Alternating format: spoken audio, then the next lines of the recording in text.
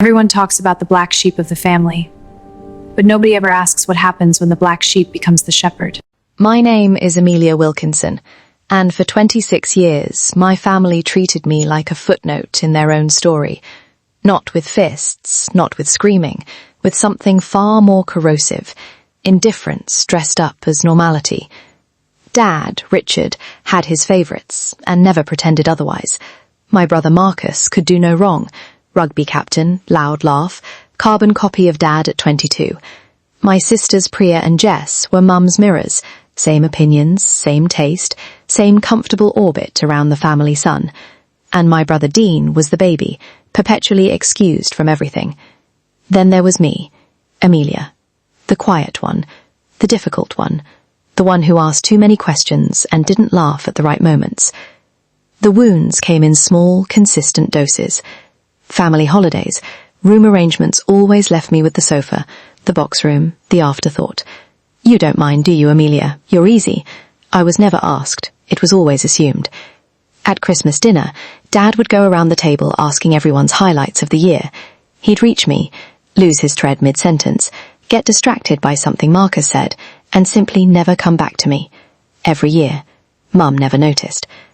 When I got promoted to senior architect at 28, the first in our family to reach that level professionally, Mum rang to tell me Jess had just redecorated her living room.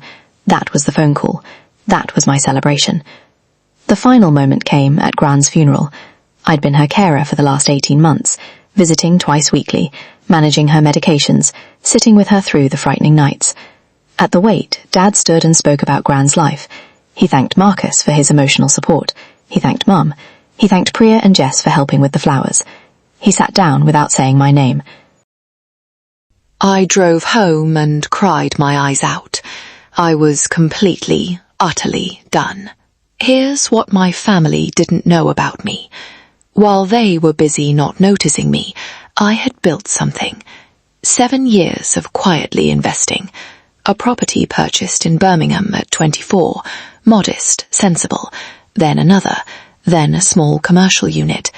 I had a financial advisor, a solicitor, and a portfolio that had grown while I attended every family gathering, smiled appropriately, and said very little. I also owned, through a limited company, the building where Dad's accountancy firm had rented office space for 11 years. He didn't know it was mine. The company name gave nothing away. I'd never mentioned it. Nobody had ever asked what I was doing with my money, because nobody had ever been particularly interested in what I was doing at all. When Dad's lease came up for renewal, I instructed my solicitor to handle it personally. The meeting was arranged at the property. Dad arrived expecting the usual faceless landlord representative. He got me, sitting at the head of the table in a charcoal blazer, folder open, completely calm. The silence lasted a full 10 seconds. Emilia, what are you? I own the building, Dad. Have done for 4 years. He looked at my solicitor, who confirmed it with expression. I don't... How? You never asked. I let that sit. I'm prepared to offer a renewal. Same terms, 5-year lease. But I wanted to have this conversation myself. What conversation? I opened the folder. Not documents, photographs. Me and Gran across 18 months. Hospital visits, medication schedules, birthday cards in her handwriting addressed to me. The last photo, taken 3 weeks before she passed. Gran asleep in her chair, my hand in hers. You forgot to thank me at her wake. I thought you should see what you forgot. Dad stared at the photographs for a long time. When he looked up, something in his face had shifted, cracked open, actually. Not the composed Richard Wilkinson who commanded rooms. Something older and smaller. Then he said, Emilia. I cut in sharply. I'm not here for an apology today. I'm here because I own your building, and I wanted you to know it was mine all these time. I closed the folder. The lease is yours if you want it. Same rate, no punishment. Still feeling ashamed, he said, Then why? I answered, Because I needed you to sit in a room and finally see me. That's all. His face crumbled as I walked out. I could see the guilt all over his face. He wanted to say so much, but words failed him. Word moved through the family quietly, the way these things do. Mum rang first the next day, voice careful and unfamiliar. "Your father told me about the building." I answered, "I know." Then she said, "Why didn't you ever say something?" "When would I have, Mum?